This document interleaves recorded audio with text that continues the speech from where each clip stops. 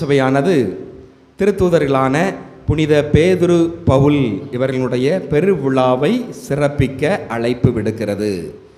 பொதுவாக ஞாயிற்றுக்கிழமை ஞாயிறு திருப்பலி அதற்குரிய வழிபாடுகள் தான். ஆனால் இந்த 2 பேருக்கு மட்டும்தான் புனிதர்கள் விழாக்கள் ஞாயிற்றுக்கிழமை இடம்பெறாது. ஆனால் திருச்சபை இவர்களுக்கு முக்கியத்துவம் கொடுக்கிறது என்றால் இவர்கள் திருச்சபையினுடைய தூண்கள். திருச்சபையினுடைய தூண்கள்.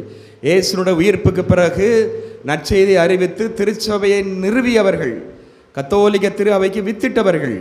எனவே அதற்காக முக்கியத்துவம் கொடுக்கிறது.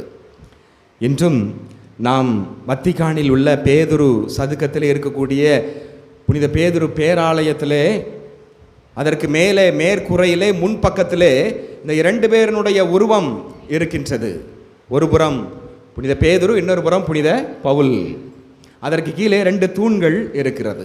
உண்மையிலேயே இவர்கள் திருச்சபையினுடைய தூண்களாக இருக்கிறார்கள்.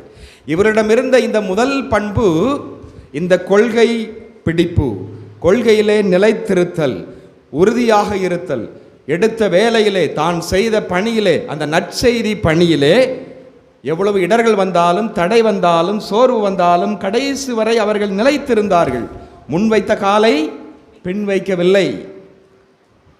எவ்வளவுதான் தோல்வி வந்தாலும், எதிர்ப்புகள் வந்தாலும் அவர்கள் பின்வாங்காமல் உறுதியாக இயேசுனுடைய நற்செய்தி பணியிலே நிலைத்திருந்தார்கள்.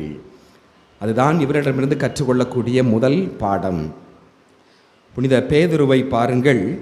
ரோமையிலே யூத கிறிஸ்தவ மக்களுக்கு நற்செய்தியை அறிவித்தார்.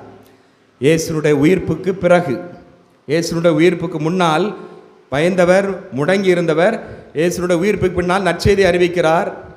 சாலமோன் மண்டபத்து எருசலேம் ஆலயத்திலே ஒருவர் வாசலில் இருந்து பிச்சை எடுத்து கொண்டிருக்கிறார்.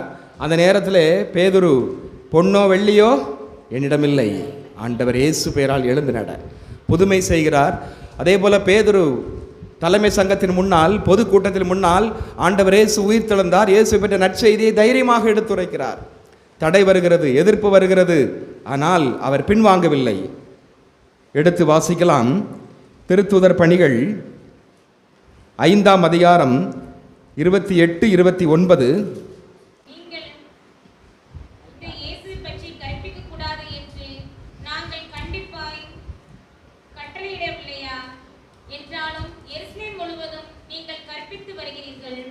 மேலும் இந்த மனிதருடைய இரத்த பழியையும் எங்கள் மீது சுமத்த பார்க்கிறீர்களே என்றார். அதற்கு பேதுருவும் திருத்தூதரும் மறுமொழியாக, மனிதர்களுக்கு கீழ்ப்படிவதை விட கடவுளுக்கு அல்லவா கீழ்ப்படிய வேண்டும். பார்த்தீங்களா?